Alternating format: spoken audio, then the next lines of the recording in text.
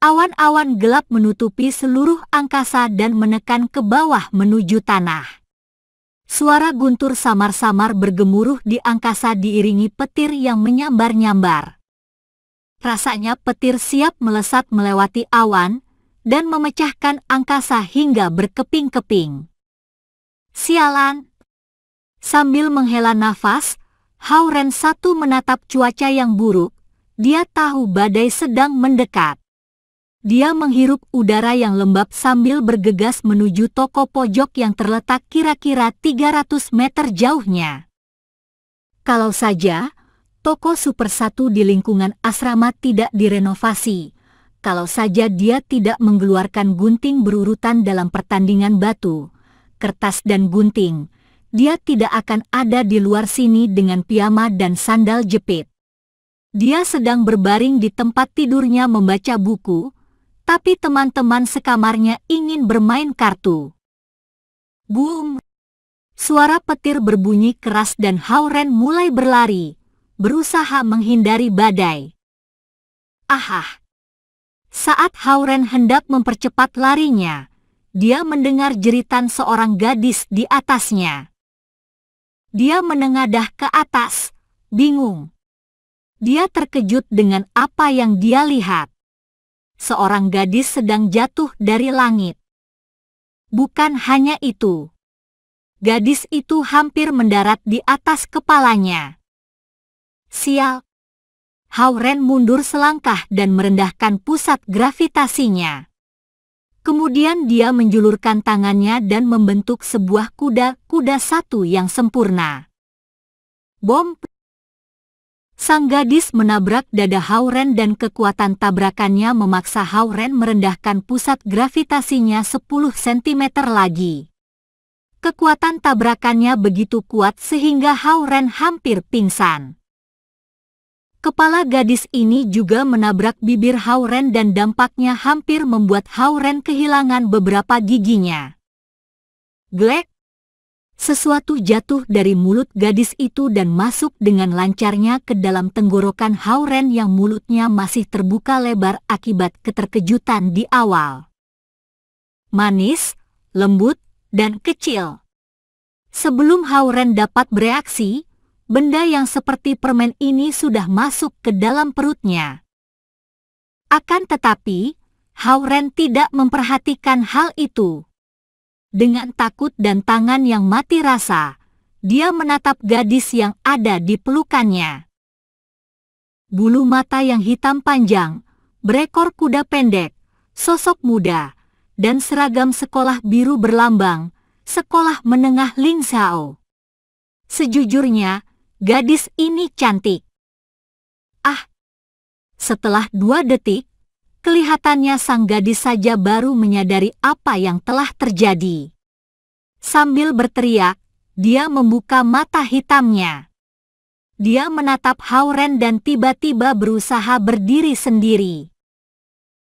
Setelah dihantam oleh berat gadis itu, Howren merasa kakinya seperti mati rasa. Dia tidak tahu dari mana gadis ini jatuh. Lagi pula, di sekitar sini tidak ada bangunan yang tinggi. Setelah sang gadis berdiri, dia menyentuh badannya dan mengusap bibirnya yang sedikit bengkak. Setelah dia melihat tanda merah di bibir Howren, dia tersipu dan memukul leher Howren. "Hei, aku menyelamatkanmu." Sebelum Howren dapat menyelesaikan bicaranya, sang gadis sudah melarikan diri. Gadis-gadis zaman sekarang sangat kuat. Dia kelihatannya baik-baik saja setelah jatuh dari ketinggian seperti itu. Howren mengusap lehernya sambil menatap sang gadis melarikan diri. Ini tidak terlalu buruk. Dia tidak memukulku keras-keras. Juga, dia tidak memukul wajahku. Kemudian, dia mengusap bibirnya. Dia tidak bisa ingat perasaan hangat saat berciuman seperti yang pernah didengarnya. Ia sudah mahasiswa tingkat 2, tapi ia masih belum memiliki pacar. Aku seorang pecundang. pikir Hauren sambil menepuk pahanya dan berdiri. Dia menatap ke angkasa dan tiba-tiba menyadari semua awan hitam telah hilang dan bahkan matahari telah terbit. Cuaca sialan, aku kira akan badai, gumam Hauren ke dirinya sendiri. Dia tidak ingin terlalu memikirkan apa yang baru saja terjadi. Dia segera menuju toko pojok dan membeli 2 tumpuk kartu. Setelah itu, dia segera kembali ke asramanya yang terletak di ujung selatan kampus. Kenapa lama sekali? Cepat, kami semua menunggu. Ketiga teman sekamarnya berteriak saat melihat Hauren.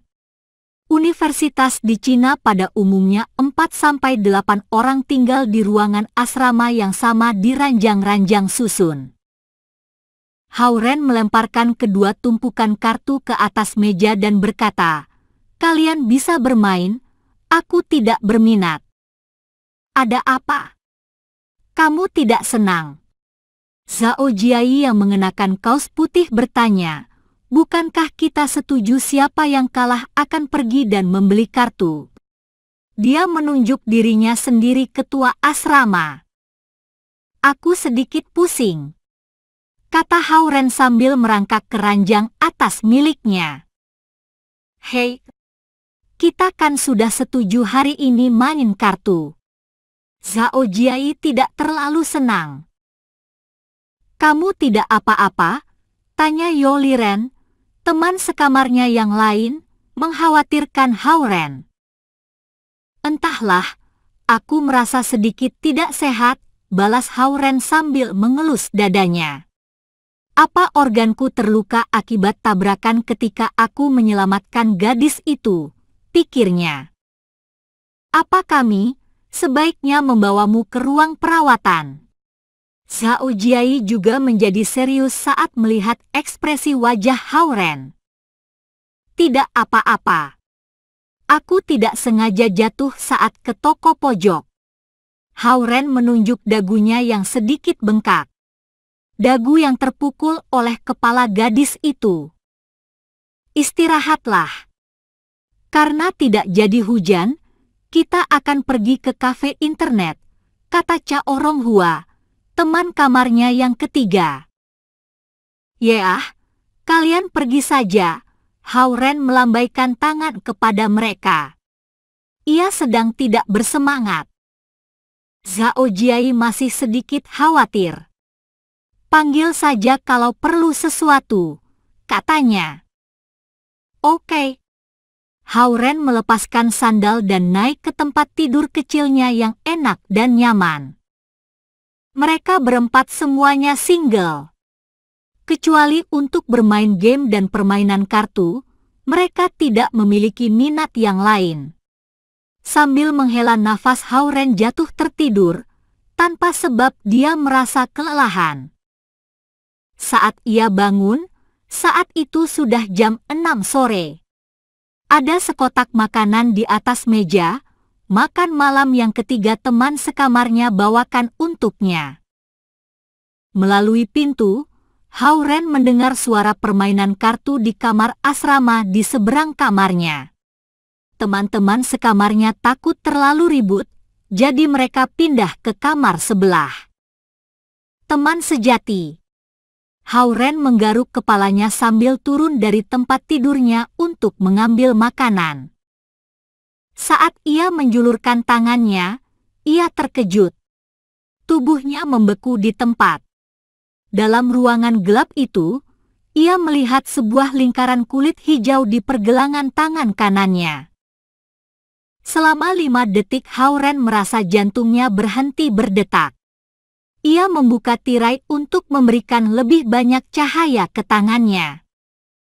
Sebuah sisik ikan hijau seperti tato menutupi tangan kanannya dari pergelangan hingga pundak.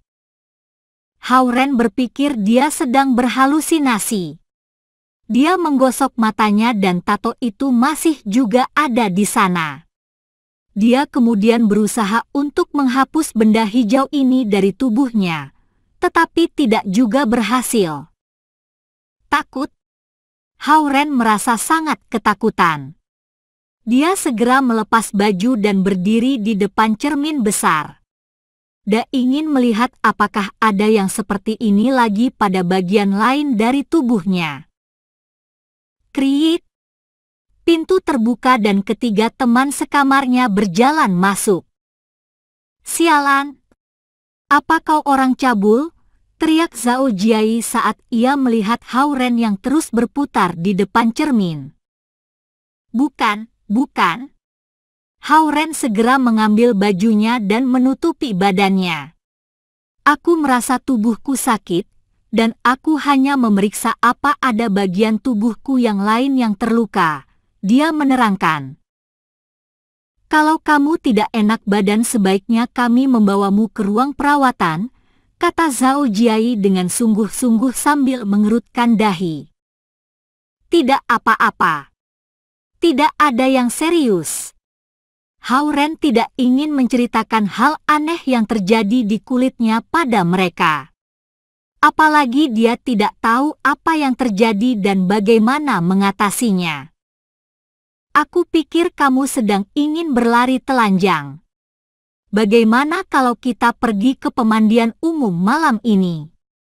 Yoliren mendekat dan berkata pada Hao-Ren. Aku pikir kamu yang ingin lari telanjang, balas Hao-Ren pada Yoliren sambil memakai baju dan menutup lengannya dengan lengan baju. Aku mau keluar dulu sebentar. Kalian bisa bersantai di sini sekarang. Tidak makan dulu. Zhao Jiai menunjuk ke bungkusan makanan dan berkata, aku beli hanya untuk kamu. Aku belum lapar, kata Hao-Ren sambil bergegas keluar. Sial, apa anak ini sedang pacaran ya? Tanya Cha Oronghua setelah melihat tingkah laku Hao-Ren yang tidak biasa. Dia tidak karismatik sepertiku, tidak sekuat seperti Yoliren, dan dia tidak tampan sepertimu. Kamu pikir dia punya kesempatan? Kalau dia mendapat pacar dalam 3 tahun, saya akan beri kamu 1.000 yuan satu, kata Zhao Jiai dengan tegas.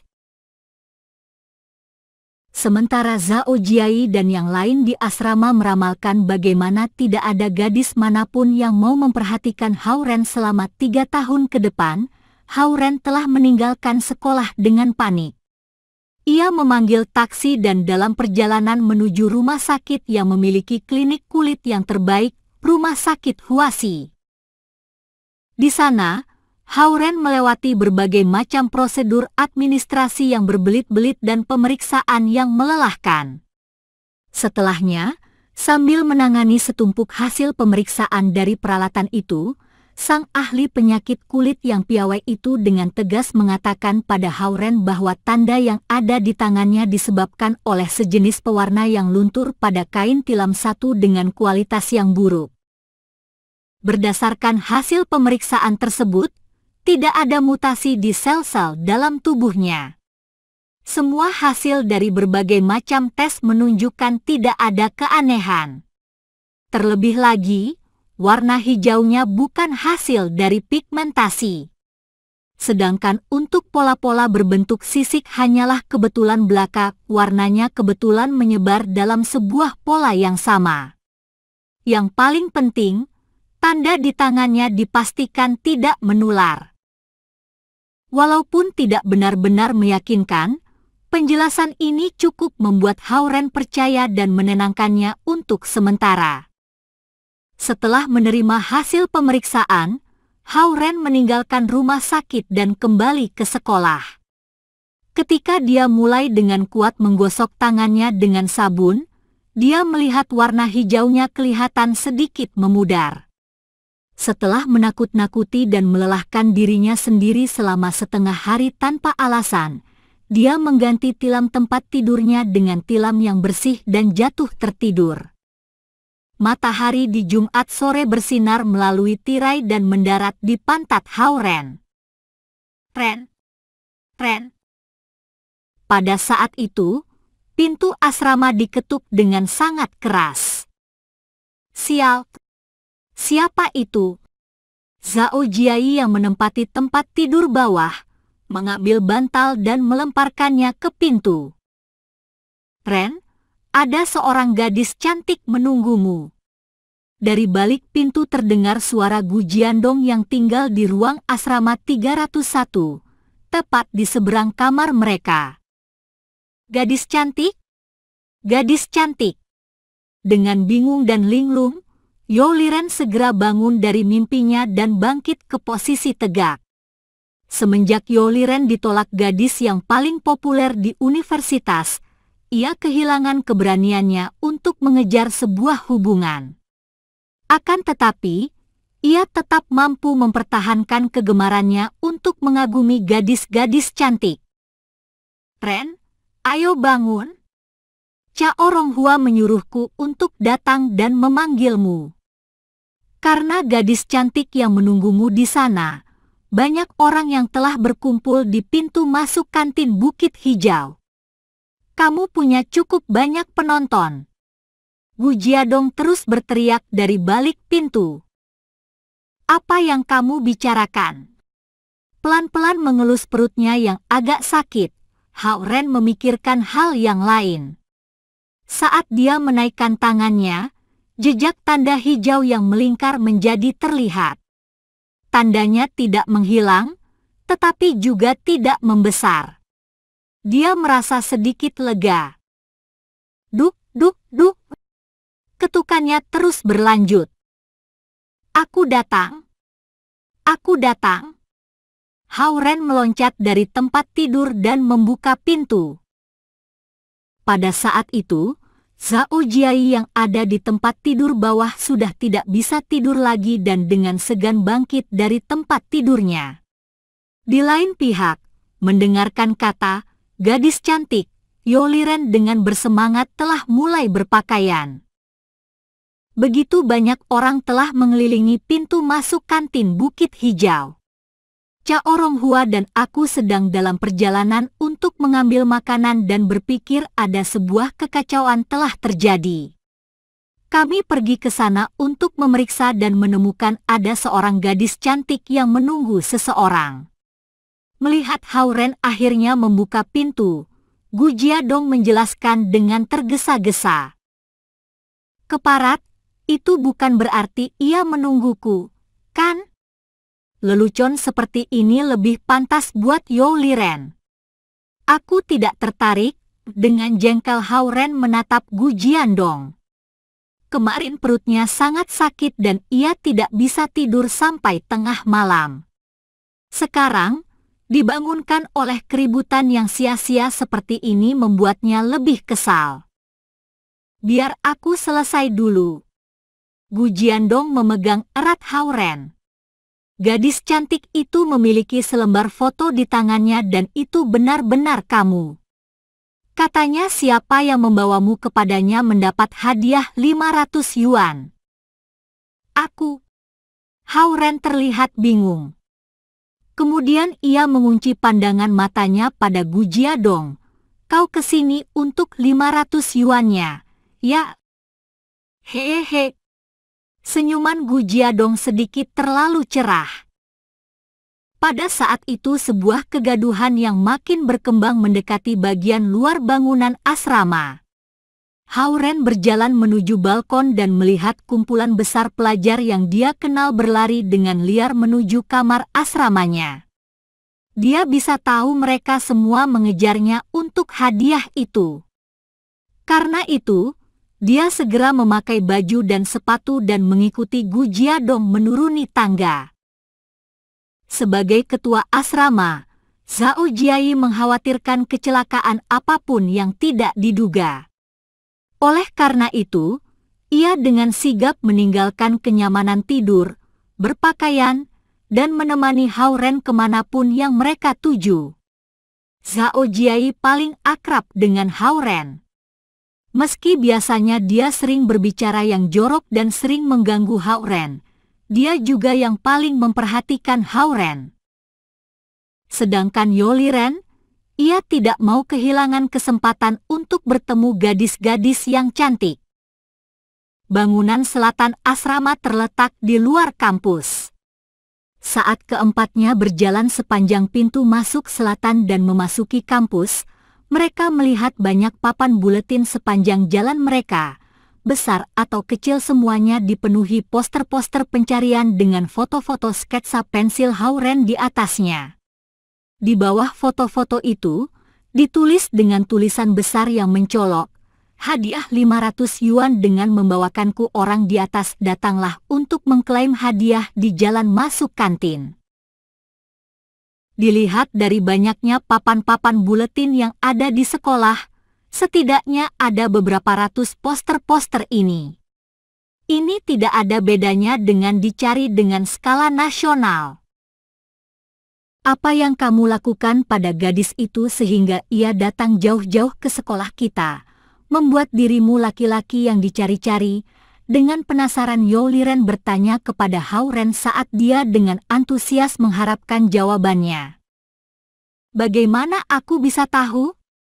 Aku bahkan tidak mengenalnya," jawab Hauren dengan tidak sabar. Dikawal oleh gerombolan yang besar itu, dengan enggan Hauren berjalan menuju kantin. Dalam situasi ini, tidak ada jalan keluar bagi dirinya. Dia datang. Melihat orang yang dicari telah muncul, beberapa pelajar mulai berteriak mengejek. Sebagai hasilnya, gerombolan yang tadinya berdesak-desakan, otomatis terbelah, memberi jalan untuk Hauren. Di bawah pandangan mata beberapa ratus orang, dengan canggung Hauren berjalan menuju pintu kantin, dan melihat si gadis kecil cantik yang kemarin. Dia mengenakan kemeja putih dan sepasang celana jin yang pudar. Pakaian yang sangat biasa tetapi terlihat sangat luar biasa untuknya. Helaian rambutnya tertiup angin. Akan tetapi, di bawah rambutnya yang berkibar, ada seraut wajah yang marah. Hu. Seseorang mulai mencemooh. "Gadis yang cantik," bisik Zhao Jiai yang mengklaim dirinya punya pacar yang tak terhitung, ke telinga Hauren. "Kapan kamu bertemu gadis cantik yang seperti itu? Kenalkan kami." Sambil berkata demikian, Yao Liren berbalik dan mengedip pada Hauren. Ia berhasrat mendapatkan kesempatan lain dengan seorang gadis yang cantik. Melihat akhirnya Hauren muncul, sang gadis kecil cantik mengerucutkan bibirnya. Menekan rasa canggung yang dia rasakan, dia berjalan dan bertanya di bawah banyak pandangan yang menusuk, "Aku dengar kamu mencariku. Apa kamu mengambil sesuatu dariku kemarin?" Menatap langsung ke mata Ren, sang gadis kecil cantik bertanya dengan tegas. "Apa? Barang apa?" Hauren tidak mengira hal ini darinya. Dia merasa terkejut dan bingung.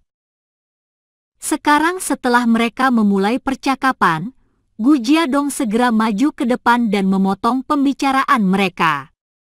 Menggosok tangannya, dia berkata, "Jadi." Sang gadis cantik menoleh kepadanya dan mengeluarkan dompetnya. Dari dompetnya, ia mengeluarkan 500 yuan dan memberikannya pada Gu Jiadong. Para pelajar dalam kerumunan tertegun oleh hal ini. Mereka tidak benar-benar percaya gadis kecil ini akan membayar hadiahnya. Selain terkejut, mereka juga menyesal kehilangan kesempatan seperti itu. Gu Jiadong menggenggam uangnya erat-erat lalu dengan puas keluar dari kerumunan. Ia tidak memiliki keinginan untuk mengambil bagian dalam keributan ini lagi karena ia takut si gadis cantik menyesali keputusannya untuk memberikan uang itu kepadanya. Gadis kecil yang royal dan kaya. Tidak heran dia sangat sombong. Pikir Hauren diam-diam pada dirinya sendiri. Apa kamu mengambil sesuatu dari diriku kemarin?" Sang gadis cantik terus bertanya pada Hauren. "Benda apa?" Hao-Ren menatap padanya dengan mata yang suram. Dia tahu dengan keributan yang gadis itu timbulkan, dia telah menjadi terkenal di sekolah itu. Manik-manik, sebutir manik-manik biru, jawabnya. Aku tidak melihatnya. Kamu pasti menjatuhkannya di tempat lain, jawab Hao-Ren tanpa berpikir lagi. Para penonton sedikit kecewa dengan percakapan mereka. Mereka pikir entah bagaimana sang gadis cantik itu sudah ditindas dan datang untuk balas dendam. Fakta bahwa ia berusaha menemukan kembali sebuah barang yang hilang tidak menarik bagi mereka. Manik-manik itu lembut dan memantul. Sang gadis cantik menambahkan, aku akan memberikanmu 2 menit lagi. Berpikirlah lebih keras. Bisa kita bicara di tempat lain. Melihat mata-mata yang mengamati di sekeliling mereka, Hao-Ren tidak dapat menahan dirinya untuk mendesah. Kembalikan saja barang yang kau ambil darinya. Tidak malu kamu mencuri dari gadis kecil yang cantik. Mengharapkan kerusuhan dan masalah, beberapa murid laki-laki mulai berteriak kepada Hao-Ren. Diam. Kalian tidak berhak untuk berbicara di sini. Sang gadis kecil yang cantik langsung murka dengan perkataan mereka. Untuk beberapa saat, para murid laki-laki tertegun. Meskipun kesal, mereka tidak merasa patut untuk kehilangan kesabaran mereka di sini. Pertunjukan sudah selesai, teman-teman. Ayo bubar, bubar. Zhao Jiai menilai pertikaian itu dan menyadari pertikaian tersebut hanya sebuah pertikaian kecil.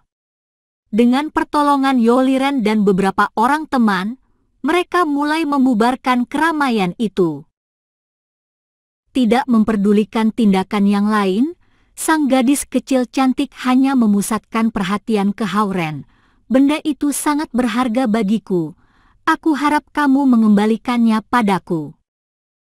Tapi aku tidak tahu apa yang kamu bicarakan. Sebelum Hao-Ren selesai bicara, gadis kecil itu menjulurkan tangannya dan menutup mulutnya. Aku dapat merasakannya di sini, tepat di mana kau berada.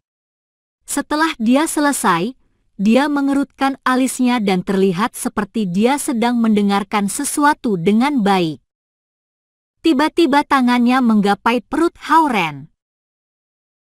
Saat Hao-Ren berusaha menggeser perutnya dari cengkramannya, gadis kecil yang cantik itu tiba-tiba memegang erat pergelangan tangannya dan menggulung lengan bajunya. Tato yang berbentuk seperti naga berwarna hijau tersingkap.